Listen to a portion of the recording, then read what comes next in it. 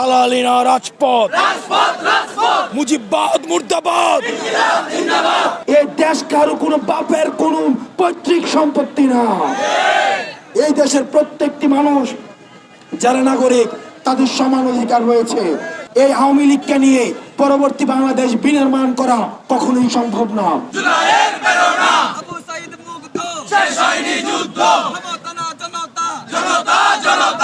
এই মুহূর্তে সবচেয়ে বেশি দরকার ছিল সেটা হচ্ছে বিচার নিশ্চিত করা এবং সংস্কার সাধন করা। আমরা দেখছি যখন এই অন্তর্বর্তীকালীন সরকার গঠিত হওয়ার পরে তারা প্রয়োজনীয় সংস্কারের উদ্যোগ নিয়েছে। আমরা হঠাৎ করে দেখতে পেয়েছি দীর্ঘ 1.5 যুগের বেশি সময় যে সংবিধানের দোহাই দিয়ে এই ফ্যাসিবাদ, হাসিনার ফ্যাসিবাদ বাংলাদেশকে, আমরা দেখেছি বাংলাদেশকে একটা দাসতন্ত্রে পরিণত করেছিল। হঠাৎ করে অভ্যুত্থানের পরে সংবিধান প্রীতি বেড়ে গিয়েছে। কিছু কিছু রাজনৈতিক দলের এই সংবিধানের প্রতি প্রীতি জন্মাচ্ছে, অথচ এই সংবিধানের দোহাই দিয়েই তাদেরকে এত বছর ধরে নির্যাতন করা হয়েছে। প্রিয় সহযোদ্ধা, এই সংবিধানের প্রতি যাদের প্রীতি জন্মায়, এই সংবিধানের প্রতি, এই সংবিধানকে অবিকৃত অবস্থায় রাখার জন্য যাদের আগ্রহ জন্মায়, তাদের পরবর্তী সিদ্ধান্ত নিয়ে আমাদের ছাত্র নাগরিকের মধ্যে সন্দেহের উদ্রেক হয়। কারণ এই 72-এর মুজিববাদী সংবিধানের মধ্যেই এই সেলিম উসমানের, শামীম উসমানের জন্ম হয়েছে, হাসিনার জন্ম হয়েছে।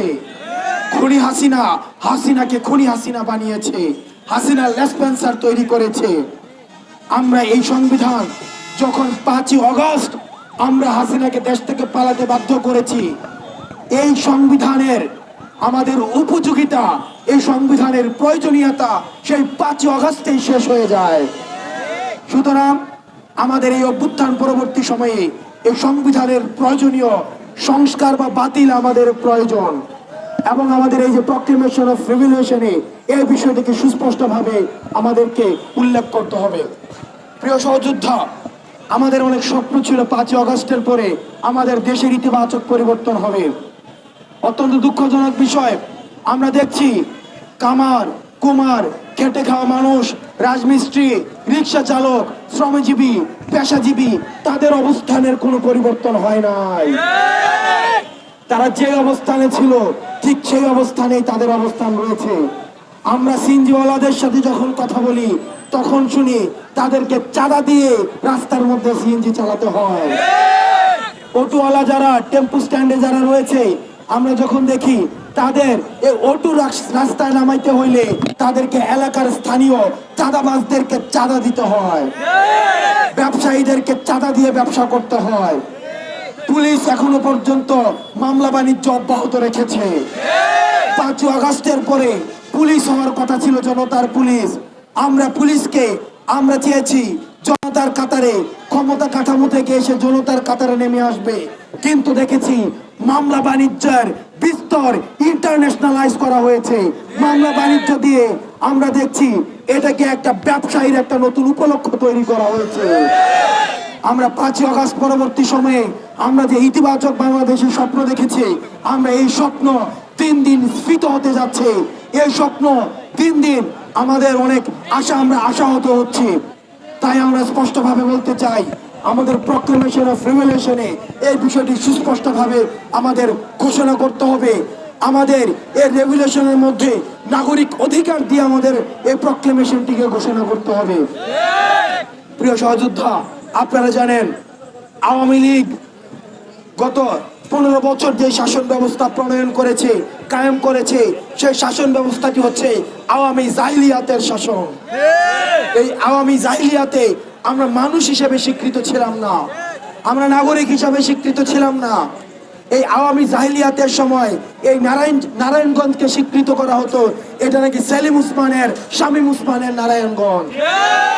বাংলাদেশের এই যে প্রত্যেকটি ইঞ্চি মাটি প্রত্যেকটি নাগরিকের সমান ন্যায্য হিস্সা রয়েছে। এখানে কোনো ব্যক্তির, কোন এই দেশ কারো বাপের না, এই দেশ কারো কোনো বাপের কোনো পৈতৃক সম্পত্তি না। এই দেশের প্রত্যেকটি মানুষ যারা নাগরিক তাদের সমান অধিকার রয়েছে। প্রিয় সহযোদ্ধা, এই আওয়ামী লীগকে নিয়ে পরবর্তী বাংলাদেশ বিনির্মাণ করা কখনোই সম্ভব না। যেসব রাজনৈতিক দল আপনারা ব্যাকডোর দিয়ে আপনারা আওয়ামী লীগের সাথে আপনারা কম্প্রোমাইজ করছেন, আপনাদেরকে সতর্ক করতে চাই, 24 পরবর্তী বাংলাদেশে আপনাদের কম্প্রোমাইজ পলিটিক্সকে আমরা স্থায়ীভাবে আমরা নির্বাসনের ব্যবস্থা করব। আপনারা যদি মনে করে থাকেন আওয়ামী লীগকে পুনর্বাসন করবেন, সেফ এক্সিট দিবেন, আর একটা আওয়ামী লীগকে ছেড়ে দিয়ে আপনারা হচ্ছেন ব্ল্যাঙ্ক চেকের মধ্য দিয়ে তাদেরকে আবার রাজনীতিতে আবার ফিরিয়ে নিয়ে আসবেন, আমাদের লাশের উপর দিয়ে তাদেরকে রাজনীতিতে ফিরত আনতে হবে। 24 পরবর্তী বাংলাদেশে হয় ছাত্র নাগরিক থাকবে, না হয় আওয়ামী লীগ থাকবে। প্রিয় সহযোদ্ধা, আপনারা জানেন আওয়ামী লীগের বিচার নিশ্চিত করতে হবে। এই যে বিডিআর হত্যাকাণ্ড করা হয়েছে সেটার বিচার নিশ্চিত করতে হবে, শাপলার বিচার নিশ্চিত করতে হবে। আমরা বিগত 3টা ইলেকশনে ভোট দিতে পারি নাই, আবার যারা ভোট দিয়েছে তারা 10-15টা করে ভোট দিয়েছে, তারা দিনের ভোট রাতে দিয়েছে, দামি ইলেকশন হয়েছে, ভোট ট্যাম্পারিং করা হয়েছে। আমরা এই যে গণতন্ত্রকে টিপে হত্যা করা হয়েছে, আওয়ামী লীগকে তার জন্য অবশ্যই বিচার নিশ্চিত করতে হবে। এই যারা 3টা ইলেকশনে অংশগ্রহণ করেছে তাদেরকে বিচারের আওতায় আনতে হবে। প্রিয় সহযোদ্ধা, আমরা দেখেছি বিগত সময়ে বাংলাদেশে কে শাসন ক্ষমতায় বসবে সেগুলো নির্ধারণ করে দিতে হচ্ছে মোদির সাথে হাতে হাত মিলিয়ে, মোদির সাথে কাঁধে কাঁধ মিলিয়ে বাংলাদেশের পররাষ্ট্রনীতি নির্ধারণ করা হতো। বাংলাদেশের শাসন ক্ষমতায় কে বসবে সেটি নির্ধারণ করবে এই দেশের খেটে খাওয়া মানুষ। বাংলাদেশের গণভবনে কে বসবে সেটি নির্ধারণ করবে ছাত্রনগরে। বাংলাদেশের পার্লামেন্টে কে বসবে সেটি নির্ধারণ করবে ফ্যাসিবাদ বিরোধী প্রতিটি রাজনৈতিক শক্তি। বাংলাদেশে পরবর্তীতে কে ক্ষমতায় আসবে সেটি নির্ধারণ করবে সীমান্তের মধ্যে যে জনগণ রয়েছে সেই জনগণ।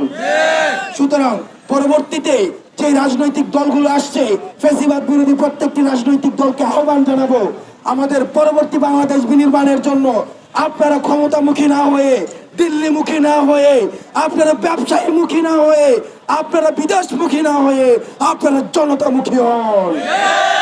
যারা বিদেশমুখী হয়েছে, যারা দিল্লিমুখী হয়েছে, যারা বিদেশমুখী হয়েছে, ব্যবসায়ীদের উপর নির্ভর করেছে, তাদের স্থায়ী ঠিকানা বাংলাদেশে হয় নাই, তারা এখন ভারতে গিয়ে তারা এখন সংসার স্থাপন করেছে। প্রিয় সহযোদ্ধা, আমাদের এই যে আশা আকাঙ্ক্ষার প্রত্যেকটির প্রতিফলন আমাদের এই প্রক্লেমেশনে আমাদেরকে ঘোষণা করতে হবে। আপনাদের সাথে আমাদের আবার দেখা হবে লড়াই এবং সংগ্রামে।